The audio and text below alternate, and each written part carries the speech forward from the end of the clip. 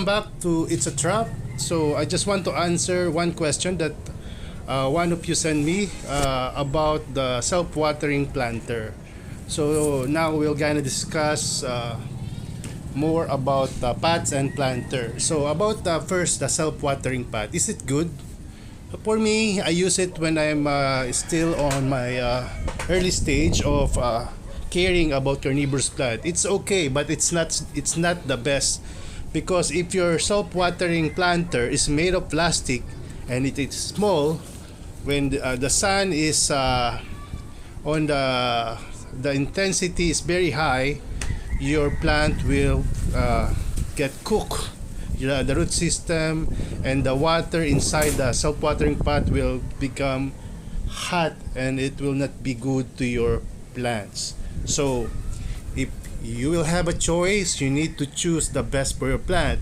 The best planter that we are using here, based on our previous experience and as of now, the best planter for me is the planter that gives a lot of aeration and also big enough to for the plant to be established, for their root system to be established. One of the worst planter that I bought is this planter, because after few months in the sun, in the heat of the sun, it will become it will become brittle, and it will not be usable or useful for you anymore. So one of the best planter is this corrugated planter, but you need to check if the hole is functioning. So if the hole is still black, you need to make sure that you remove the unnecessary excess plastic on the planter, so that it will have good aeration. And one of the planter that my friend is using is this one, which is very good because it has a good aeration. And this one is, I mainly use it for nepenthes. So for me, the best planter is plastic, because you will not have a lot of issue using it. But make sure that the plastic is sturdy and has a lot of aeration on it. So I also used before that crates, and it has a lot of aeration, of course, but the problem is it is very big and it costs a lot of water to maintain.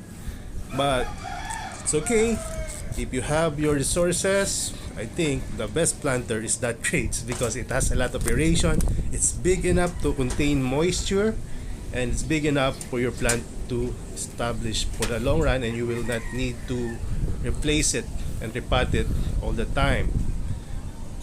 How about, sir, your pot is very big but you need to repot it? Because of what? Because of pest. If you don't want to repot, just submerge that big planter. Make some improvise and just submerge the whole thing, and hope after few hours, let's say 3 hours, those pests will not be there anymore, or it will die. So this planter is a planter without holes, but it has a lot of sphagnumos. It means it doesn't have a lot of aeration, but they were supported by the humidity and the benefit of sphagnumos. That's why these seedlings still survive and thrive on that place.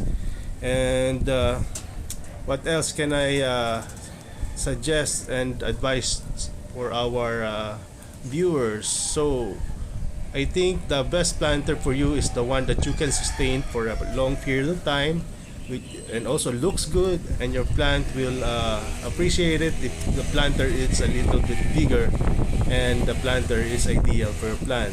Just like what it says on the book,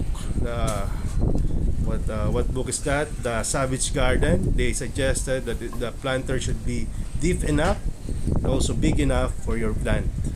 So we are only using small planter for us to have an easy way of shipping it to you. But when it arrives to you after few weeks or few months, you need to repot it on the bigger pot. So it will be another discussion about repotting. So I hope you enjoy the video. God bless and bye bye.